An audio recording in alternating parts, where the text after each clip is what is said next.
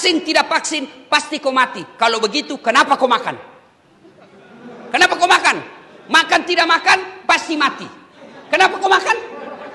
Jangan kau ketawa, serius kan ini? Apa? Kalau ada orang bilang vaksin tidak vaksin pasti mati, jangan kau juga makan. Makan tidak makan pasti kau mati. Kalau begitu kenapa saya vaksin? Bukan karena saya takut mati, tapi saya vaksin sebagai ikhtiar saya agar saya tidak tertular COVID. Dan yang kedua yang paling penting, agar saya tidak menyakiti orang lain dan agar saya tidak melunarkan penyakit kepada orang lain. Saya rajin puasa, saya rajin tahajud, saya rajin Senin Kamis, saya rajin ngaji, ibadahku kepada Allah baik. Tapi saya sembrono dalam hidup, tidak pakai masker kemana-mana. Saya ganggu orang lain, saya menularkan penyakit kepada orang lain. Saya bukan orang baik, karena Nabi katakan, Khairun nas anfa'uhum linnas. Sebaik-baik manusia yang paling banyak manfaatnya buat orang lain. Maka nanti kalau sudah ada program vaksin di lapas ini, vaksin kita. Vaksin. Nah bilang ada orang sudah vaksin Ustaz.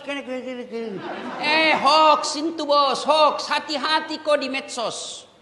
Tidak semua itu berita baik. Baru-baru kita dengar itu, kita lihat viral. Yang di Dayak apa di mana itu Sudiang. Kenapa masjid ditutup? Kita mesti berdoa.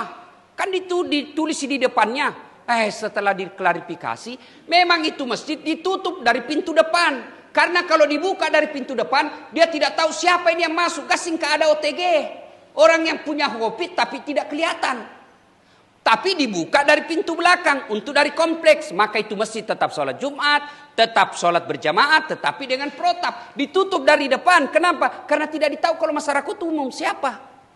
Dan seluruh kita ini orang Indonesia, ada lagi yang berpikir, kenapa di Eropa orang nonton bola tidak pakai masker? Kenapa di Amerika bebas orang tidak pakai masker? Begini bos, mereka Amerika dan Eropa sudah terbentuk yang namanya herd community. Apa itu artinya? Kekebalan bersama. Kenapa dia kekebalan bersama? Karena 80% masyarakatnya sudah vaksin.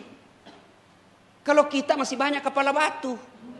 Dia yang takut suntik, akhirnya mempengaruhi orang.